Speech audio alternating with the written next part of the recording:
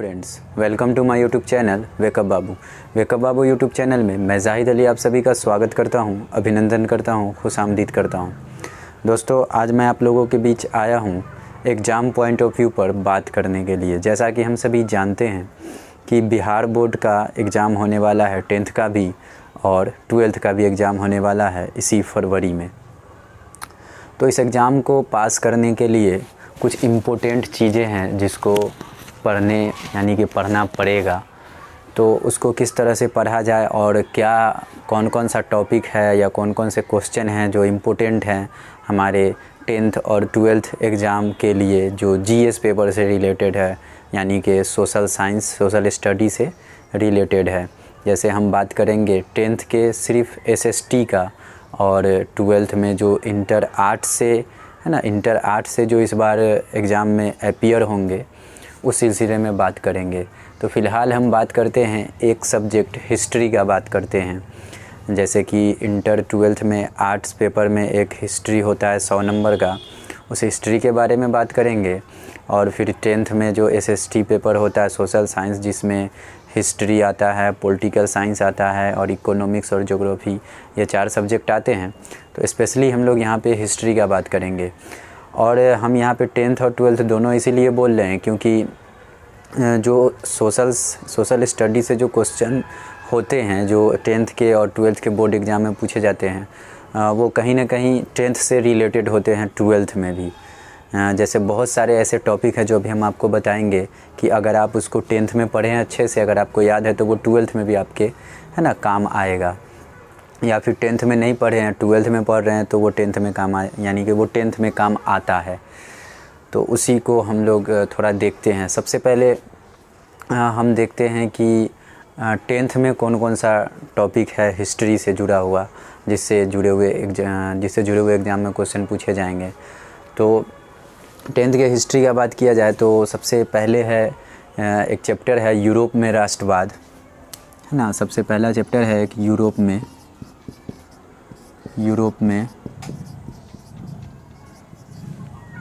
राष्ट्रवाद। उसके बाद है समाजवाद, साम्यवाद।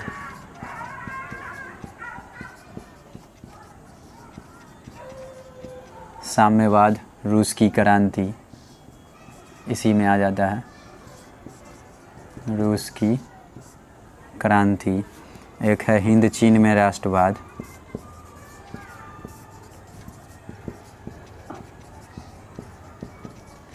हिंद चीन में राष्ट्रवाद, भारत में राष्ट्रवाद।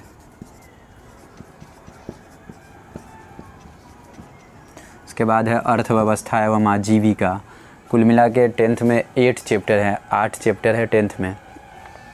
ये जो चार हमने लिखा, ये शुरू के इम्पोर्टेंट चैप्टर है। जैसे यूरोप में राष्ट्रवाद से क्या इम्पोर्टेंट है, तो इस यूरोप में राष्ट्रवाद में देखना है कि किस तरह से इटली का एकीकरण हुआ, जर्मनी का एकीकरण हुआ, और वो जो ऑस्ट्रिया का चांसलर था मेटरनिक, उसने किस तरह से पूरे यूरोप पर अपना प्रभुत्व जमाया और फिर किस तरह से उसका पतन हुआ, यानी मेटरनिक युग के बारे में पढ़ना है। इससे पहले थोड़ा सा फ्रांस की क्रांति का चर्चा भी होगा इसी चैप्टर में, तो फ्रांस की क्रांति को भी देखना है, मेटरनिक युग को देखना है, इटली के एकीकरण को, uniformation of Italy, uniformation of Germany, Germany के एकीकरण, इटली के एकीकरण, है ना। और इटली में ही है ना क्या बोलते हैं, मेजनी, काबूर और बिस्मार्क थे, उन्होंने मेजनी, काबूर और गैरीबाल्डी थे जिन्होंने इटली के एकीकरण में योगदान दिया, तो उनके योगदान को पूछा जाता है। एकदम इम्पोर्टेंट क्वेश्चन है ये कि इटली के एकीकरण में मेजनी, काबूर और गैरीबाल्डी के योगदान को बताएं। उस तरह जर्मनी के एकीकरण में बिस्मार्क का योगदान था, उनका कंट्रीब्यूशन था जर्मनी के एकीकरण में। तो ये क्वेश्चन भी बनता है कि जर्मनी के एकीकरण में बिस्मार्क के योगदान को बताएं, इटली के एकीकरण में मेजनी, काबूर और गैरीबाल्डी के योगदान को बताएं। मेटरनिक युग क्या था, मेटरनिक युग से जुड़ा हुआ क्वेश्चन, मेटरनिक युग क्या था। और फिर क्या बोलते हैं, नेपोलियन बोनापार्ट, है ना। इसी में अब तो जानते हैं कि राष्ट्रवाद का जो राइज़ हुआ, उदय हुआ, वो तो यूरोप से ही हुआ था। तो इसी चैप्टर में ये भी स्टार्ट में ये समझना था कि किस तरह से राष्ट्रवाद का उदय हुआ, यूरोप में पहले हुआ, उसके बाद पूरे विश्व में फैला धीरे धीरे। तो इसी में समझना है राष्ट्रवाद का कैसे उदय हुआ, क्या क्या कारण थे जिसकी वजह से राष्ट्रवाद का उदय हुआ। तो उसमें नेपोलियन बोनापार्ट का भी योगदान था, फ्रांस की क्रांति का योगदान था। तो इससे जुड़ा हुआ क्वेश्चन भी पूछता है कि राष्ट्रवाद के उदय, ये इंपॉर्टेंट क्वेश्चन है कि राष्ट्रवाद के उदय में, है ना, राष्ट्रवाद के उदय के निम्नलिखित कारणों को बताएं, है ना, या राष्ट्रवाद का उदय किस प्रकार हुआ। तो ये इम्पोर्टेंट है, इस क्वेश्चन को समझना है। दोस्तों हम अभी आज आपको कोई चीज़ बताएंगे नहीं, कोई टॉपिक पढ़ाएंगे नहीं, बस हम ये बताने के लिए आज आए हैं कि ये इम्पोर्टेंट टॉपिक बताने के लिए आए हैं। इसमें से अगर आपको हम जो भी टॉपिक बता रहे हैं, इसमें से अगर किसी भी टॉपिक में आपको दिक्कत होगा या जो समझना होगा, जो आप नहीं जानते हैं, क्योंकि आप तैयारी कर रहे हैं तो बहुत सारा कुछ आप जान चुके होंगे और बहुत कुछ आपको जानना बाकी होगा। तो वो हम एग्ज़ाम को क्रैक करने के लिए 10th और 12th के बोर्ड एग्ज़ाम में अच्छा परफॉर्मेंस करने के लिए जो इम्पोर्टेंट टॉपिक है, जो इम्पोर्टेंट क्वेश्चन है ना, उसको सॉर्ट आउट करने के लिए हम आपके सामने आए हैं। और हम आपसे जानना चाहेंगे कि कौन सा टॉपिक है या कौन सा क्वेश्चन है जिसमें आपको बहुत प्रॉब्लम है या जो आप अच्छे से समझ नहीं पाए हैं। तो उसको आप कमेंट बॉक्स में बताइएगा, तो हम फिर उस टॉपिक को लेकर आपके सामने आएंगे और उसको अच्छे से समझाने का प्रयास करेंगे। तो हम ये बता रहे हैं इम्पोर्टेंट टॉपिक यूरोप में राष्ट्रवाद से जुड़ा हुआ, ये इम्पोर्टेंट टॉपिक था। उसके बाद समाजवाद, साम्यवाद दूसरा चैप्टर में हम लोग देखेंगे। रूस की क्रांति, इस चैप्टर में रूस की क्रांति के बारे में स्पेशली पढ़ना पड़ेगा, जो समाजवाद से जुड़ा हुआ मज़दूरों का क्रांति था। समाजवाद, मज़दूरों वाली विचारधारा को समाजवाद और साम्यवाद कहा जाता है। समाजवाद का एक पर्यायवाची शब्द है। तो ये इम्पोर्टेंट हो जाता है, समाजवाद से आप क्या समझते हैं, साम्यवाद से आप क्या समझते हैं, ये समझना है ना। इसको पढ़ के जाना है, बिना पढ़े अगर हम जा रहे हैं तो समझिए दिक्कत हो जाएगा, क्योंकि ये सब इम्पोर्टेंट टॉपिक, हम इम्पोर्टेंट ही बता रहे हैं। तो समाजवाद क्या है, साम्यवाद क्या है, रूस की क्रांति के कारणों को लिखे, ये इम्पोर्टेंट है, रूस की क्रांति के कारणों को लिखे। तो ये रहा इम्पोर्टेंट। उसके बाद हम आते हैं हिंद चीन में राष्ट्रवाद। हिंद चीन में राष्ट्रवाद का उदय कैसे हुआ, एराइज कैसे हुआ, ये इम्पोर्टेंट है। हिंद चीन क्या है, हिंद चीन का अर्थ क्या होता है, ये पहले समझना है ना। ये पहले इस क्वेश्चन का तैयारी करना है पहले कि हिंद चीन का अर्थ क्या होता है, फिर समझना है हिंद चीन में राष्ट्रवाद का उदय कैसे हुआ, फिर हिंद चीन की स्वतंत्रता में, यानी कि हिंद चीन के संघर्ष में हो ची मिन का क्या योगदान रहा, इसको समझना है। हिंद चीन में हो ची मिन का क्या योगदान है, हो ची मिन के बारे में स्पेशली पढ़ना है। उसके बाद हिंद चीन में अमेरिका कैसे प्रवेश किया, ये क्वेश्चन इंपॉर्टेंट है। क्या कारण था जो हिंद चीन में अमेरिका प्रवेश किया, ये समझना। हिंद चीन में फ्रांस ने अपना कैसे प्रभुत्व स्थापित किया, हिंद चीन फ्रांस में किस तरह से कदम अपना जमाया, ये क्वेश्चन बनता है। तो इस तरह से ये हिंद चीन से जुड़ा हुआ क्वेश्चन हो गया। उसी तरह है भारत में राष्ट्रवाद में सबसे इम्पोर्टेंट क्वेश्चन है, भारतीय राष्ट्रीय आंदोलन में गांधी जी के योगदान को बताएं, है ना। भारतीय राष्ट्रीय आंदोलन में गांधी जी के योगदान को बताएं। जालियांवाला बाग हत्याकांड, रॉलेट कानून, असहयोग आंदोलन, सविनय अवज्ञा आंदोलन, ये सब पढ़ के जाना है। सविनय अवज्ञा आंदोलन के कारण परिणाम, असहयोग आंदोलन के कारण और परिणाम, है ना। रॉलेट कानून, क्या बोलते हैं, जालियांवाला बाग हत्याकांड, खिलाफत आंदोलन, चंपारण सत्याग्रह, 1917 का मजदूर आंदोलन, अहमदाबाद मजदूर आंदोलन, खेरा का आंदोलन, है ना, खेरा का किसान आंदोलन, बारदोली सत्याग्रह, ये सब समझना है ना। मोपला विद्रोह, ये इसी चैप्टर में, ये जो है भारत में राष्ट्रवाद से जुड़ा हुआ ये टॉपिक है। और कांग्रेस का स्थापना किस स्थिति में हुआ, क्या उसका उद्देश्य था, यानी कि उतना इम्पोर्टेंट नहीं है, फिर भी, है ना। अगर पढ़ रहे तो पढ़ लिए तो कोई बात नहीं पढ़े तो भी कोई बात नहीं, उतना इम्पोर्टेंट नहीं, लेकिन इस चैप्टर में है। कांग्रेस का स्थापना और उसका उद्देश्य, स्वराज पार्टी का स्थापना उद्देश्य, आरएसएस का स्थापना और उद्देश्य, और मुस्लिम लीग का स्थापना उद्देश्य। उसके बाद जो 4 चैप्टर आता है वो जुड़ा हुआ है, थोड़ा सा विचारधारा से जुड़ा हुआ है कि किस तरह से परिवर्तन आया। हाँ, परिवर्तन से जुड़ा हुआ 4 चैप्टर है, जैसे अर्थव्यवस्था और आजीविका कि किस तरह से मज़दूरों में यानी मज़दूरों का जीवन किस तरह से बदहाल हुआ, मशीनों के आ जाने से, औद्योगिकरण क्या है ना। औद्योगिकरण ने मज़दूरों के जीवन को किस तरह से बदल के रख दिया। उसके बाद अगला चैप्टर आता है शहरीकरण और शहरी जीवन, जिसमें गांव और शहर के बारे में अंतर समझना है। दिक्कत होगा तो कमेंट बॉक्स में बताइएगा, जिस टॉपिक को आपको समझना होगा कमेंट बॉक्स में बताइएगा। गांव और शहर के बारे में अंतर समझना है। उसके बाद चैप्टर आता है विश्व व्यापार और भूमंडलीकरण। विश्व व्यापार क्या है, भूमंडलीकरण क्या है, भूमंडलीकरण आने से आम लोगों के जीवन में क्या परिवर्तन आया, है ना। वैश्वीकरण क्या होता है, वही वैश्वीकरण भूमंडलीकरण दोनों एक ही होता है। ये भी पूछता है वैश्वीकरण क्या होता है, वैश्वीकरण से क्या बदलाव आया भारत में, आम लोगों में, पूरे विश्व में क्या बदलाव आया, है ना। इसके परिणाम को समझना है। भूमंडलीकरण क्या है ये समझना है। उसके बाद लास्ट आता है प्रेस संस्कृति और राष्ट्रवाद, जिसमें प्रेस की भूमिका को समझना है कि किस तरह से प्रेस का विकास हुआ और भारत के राष्ट्रीय आंदोलन में, भारत के आज़ादी की लड़ाई में प्रेस की क्या भूमिका रही, ये समझना है ना। प्रेस का विकास कैसे कैसे हुआ, है ना। किस देश से प्रेस का विकास हुआ, उसके पीछे का क्या इतिहास है ना, ये पूछा जाएगा। पांडुलिपि क्या है, जब प्रेस नहीं था, है ना, जब छपाई नहीं होता था तो उससे पहले क्या होता था, तो वो पांडुलिपि क्या है ना, इसे समझना। और कुछ महत्वपूर्ण अखबार, कुछ महत्वपूर्ण पत्र पत्रिका जिसका प्रकाशन स्वतंत्रता आंदोलन के समय, आज़ादी की लड़ाई के समय किया जा रहा था हमारे महापुरुषों के द्वारा, उस पत्र पत्रिका का नाम जानना है, उसके संपादक का नाम जानना है, और किस पत्रिका का कब प्रकाशन हुआ ये जानना है। तो ये रहा 10th के हिस्ट्री का पूरा समरी जो इम्पोर्टेंट है। इसको पढ़ने के बाद भी हम एग्जामिनेशन हॉल में जाएंगे तो हमारे लिए बेटर होगा और हम अच्छे से एग्ज़ाम में परफॉर्मेंस दिखा पाएंगे। उसके बाद अगर हम बात करते हैं 12th के एग्ज़ाम का, 12th के 100 यानी 100 मार्क्स हिस्ट्री का अगर बात किया जाए तो कुल मिला के 12th के हिस्ट्री में जो हिस्ट्री के जो 4 पार्ट होते हैं वो सभी आ जाते हैं। जैसे प्राचीन इतिहास भी आ जाते हैं, है ना, एंशिएंट हिस्ट्री आ जाते हैं, मिडाइवल हिस्ट्री आ जाते हैं, है ना। उसके बाद मॉडर्न हिस्ट्री आ जाते हैं। उसके बाद वर्ल्ड हिस्ट्री के भी कुछ अंश आ जाते हैं। अब इसमें से समझना है, जैसे एंशिएंट हिस्ट्री में सबसे पहले तो हड़प्पा सभ्यता के बारे में समझना है। हड़प्पा सभ्यता की विशेषताओं, है ना, हड़प्पा सभ्यता की जो विशेषता, क्वेश्चन आता है हड़प्पा सभ्यता की विशेषताओं का वर्णन करें।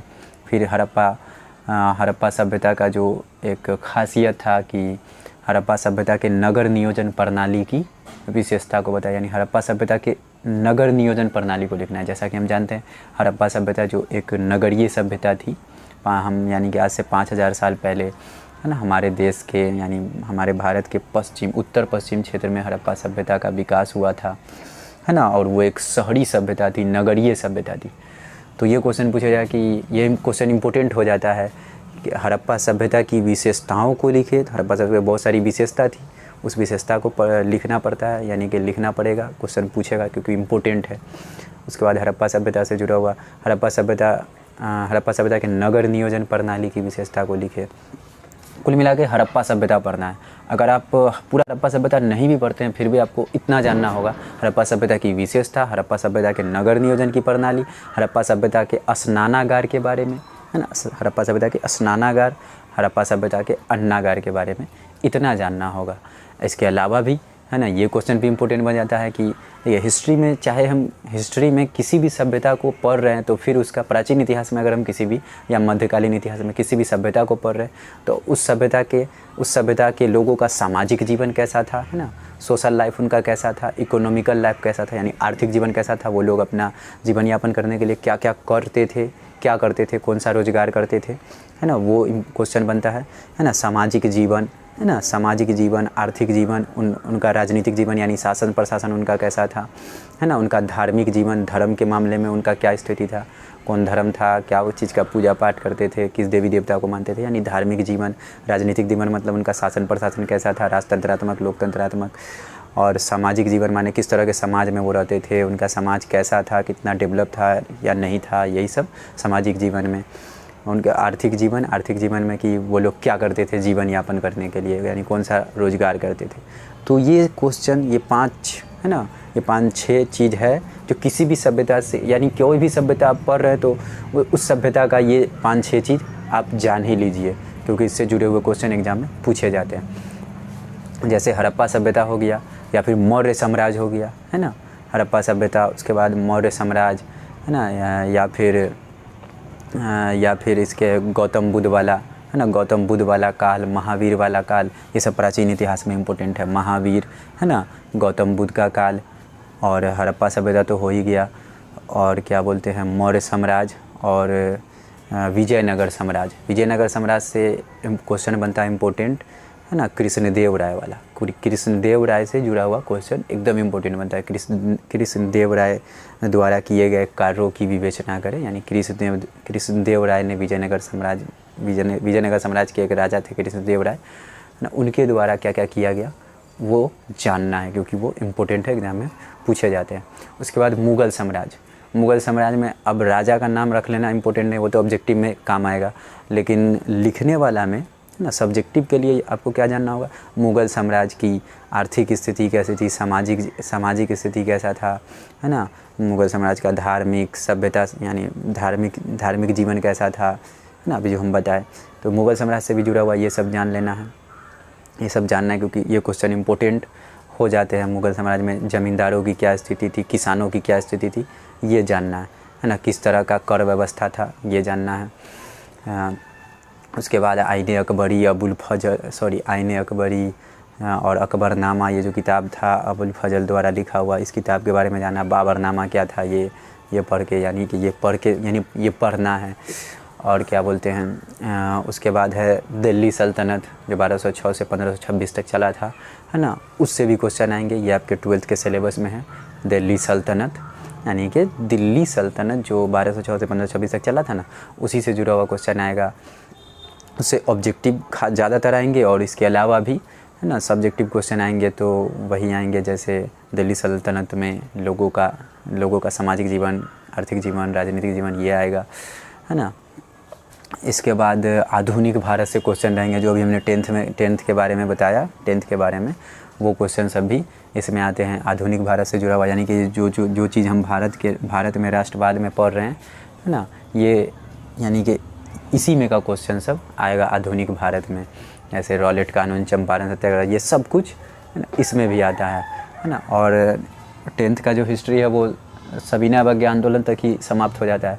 12th में ये भारत छोड़ो आंदोलन तक जाएगा, यानी कि 1947 तक जाएगा, है ना। भारत छोड़ो आंदोलन के बारे में जानना है, क्रिप्स मिशन, अगस्त प्रस्ताव, ये इम्पोर्टेंट है। आधुनिक भारत में मॉडर्न हिस्ट्री में बात किया जाए तो वर्ल्ड हिस्ट्री में भी, है ना, वर्ल्ड हिस्ट्री में भी कुछ टॉपिक इम्पोर्टेंट है, जैसे फ्रांस की क्रांति के बारे में जाने रखना है, तभी जाके हमसे कोई और क्वेश्चन सॉल्व होगा।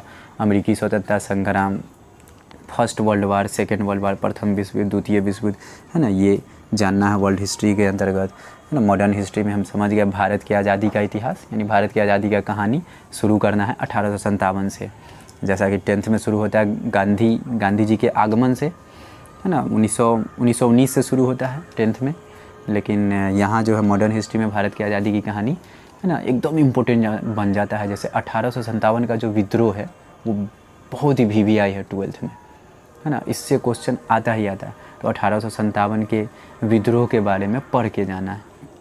जैसे इसमें क्या पढ़ना है, 1857 के विद्रोह का कारण, क्या कारण था जो 1857 का विद्रोह हुआ, है ना, उसमें बहादुर शाह जफर का क्या योगदान रहा, रानी लक्ष्मीबाई का क्या योगदान रहा, है ना, और कहाँ से किन लोगों ने इस 1857 का नेतृत्व किया, और ये 1857 क्यों असफल रह गया, ये जानना है। पलासी का युद्ध जानना है, पलासी का युद्ध जो इससे पहले हुआ था 1757, बक्सर का युद्ध, ये पढ़ के जाना है। ये सब टॉपिक है जो इम्पोर्टेंट है, आते हैं एग्ज़ाम में, है ना। और मेडाइवल हिस्ट्री में समझ गए मुग़ल साम्राज्य, है ना, मुग़ल साम्राज्य पढ़ के जाना है, उनका सामाजिक जीवन, आर्थिक जीवन, राजनीतिक जीवन, है ना, उनके शासन में किसानों की स्थिति, है ना, ज़मींदारों की स्थिति, है ना, ये सब ज़मींदारों की स्थिति, किसानों की स्थिति और आर्थिक जीवन उनका, यानी कि उस समय लोग क्या करके अपना जीवन यापन गुजारते थे, है ना। अकबर, स्पेशल अकबर के बारे में पढ़ना है कि अकबर क्यों महान थे, है ना, अकबर क्यों अच्छे राजा थे। दिल्ली सल्तनत के बारे में, है ना, जो 1206 से यानी कि मोहम्मद गौरी से लेकर और इब्राहिम लोदी तक का जो शासन रहा वो कैसा शासन रहा, ये, है ना। और सूफ़ी आंदोलन के बारे में, जो भारत में मध्यकाल में जो सूफ़ी आंदोलन चलाया था समाज में परिवर्तन लाने के लिए, समाज में जो परिवर्तन लाया गया सूफ़ी आंदोलन चलाकर, है ना। हिंदू धर्म से भी जुड़ा हुआ सूफ़ी आंदोलन और मुस्लिम धर्म से भी जुड़ा हुआ जो सूफ़ी आंदोलन चलाया गया था, उस सूफ़ी आंदोलन के बारे में पढ़ना। ये सूफ़ी आंदोलन इम्पोर्टेंट है। और एंशिएंट हिस्ट्री में वही हड़प्पा सभ्यता, विजयनगर साम्राज्य, है ना, गौतम बुद्ध का काल, महावीर का काल, और उसके बाद मौर्य साम्राज्य, है ना, मौर्य साम्राज्य, और भी कुछ होंगे जो अभी जहन में नहीं आ रहा है हमको, है ना। तो ये सब इम्पोर्टेंट है, तो इतना सारा को पढ़ के जाना है। तो अभी हमने ये सारा इम्पोर्टेंट टॉपिक आपको बताया, और अब आपको क्या करना है ना, अभी हमने आपको कुछ समझाया नहीं, अब आपको करना यही है कि अगर आपको थोड़ा सा भी है ना, अब मान लीजिए अगर आपको कोई ज़रूरतें नहीं है तो फिर हम क्यों बताएं, हमको थोड़ी ना पता है कि आपको ये टॉपिक नहीं पता है या ये टॉपिक नहीं पता है, तो हम अंदाज़ तो कर ही नहीं सकते हैं। तो इसीलिए अगर आपको ज़रूरत होगा है ना, एक कमेंट भी आप कीजिएगा कि सर ये टॉपिक बताइए, है ना। अगर आप तैयारी कर रहे हैं एग्ज़ाम का, है ना, SST यानी कि SST में हिस्ट्री का स्पेशली अभी हम बात कर रहे हैं, इसके आगे हम बात करेंगे फिर, है ना, पोल साइंस का भी, ज्योग्राफी का भी, इकोनॉमिक्स का भी बात करेंगे, और स्पेशली अभी हम हिस्ट्री का बात कर रहे हैं। तो कोई भी टॉपिक आपको जानना हो तो कमेंट में ज़रूर बताइएगा कि सर ये टॉपिक बताइए, हम उसका पूरा डिटेल्स आपको अच्छे से बताएंगे, और इतना अच्छा से बताएंगे कि आपको फिर उसको याद करने का या रटने का ज़रूरत नहीं पड़ेगा, आप आसानी से उसको उसी टाइम समझ जाइएगा, और फिर पूरे एग्ज़ाम तक आपको कोई दिक्कत नहीं होगा, आप एग्जामिनेशन हॉल में आसानी से उस टॉपिक का आंसर, उस क्वेश्चन का आंसर लिख पाइएगा। तो मिलते हैं नेक्स्ट वीडियो में, तब तक के लिए धन्यवाद।